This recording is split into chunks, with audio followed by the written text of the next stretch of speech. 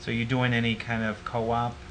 I will be. Okay, now we're coming up to, and I wanted to show you, although this is a cross-registered student majoring in social work, um, we've always been able to find snippets of her conversation and some of her narrative work where she still falls down with either semantics or syntax.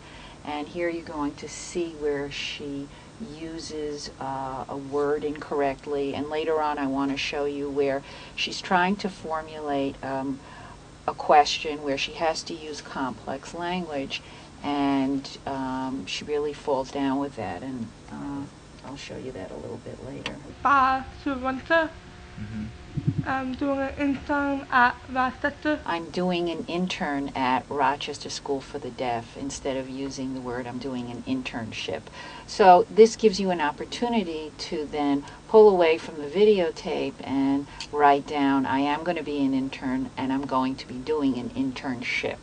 So the different semantics, another very common problem we see. Right, and I know I've seen that you do the same sort of thing in job interviewing. Exactly, the difference between the name of the job and the person who does the job. Right. He's an interpreting student here, and he's talking about his frustration with not having enough interpreting students getting involved with club activities, and so she's trying to suggest to him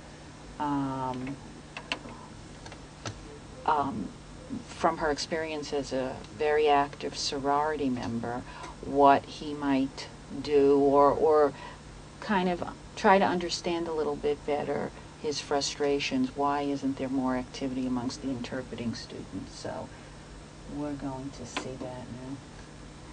It's kind of hard to get everybody that's actually in the class involved in the group, in the interpreting club. But it's fun. It's a fun group. Those that do participate. So. Do you think the fact that your interpreting class is so small, is it because of the ages that make them difficult for them to participate? Okay.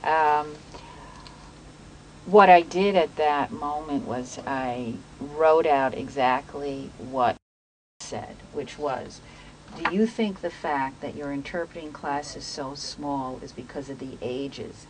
That makes it hard for them to participate in their club activities. And then she said, that's not what I meant to say.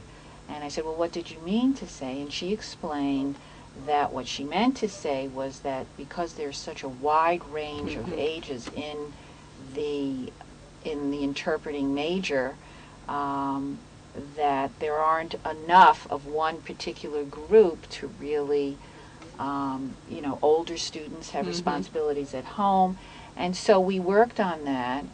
But just seeing it on the split screen again was very effective, and then she reworded it, and because it was a very perceptive idea, because I would say the same thing. It was very bright. Absolutely. It's too bad when the language interferes with her communicating her ideas effectively.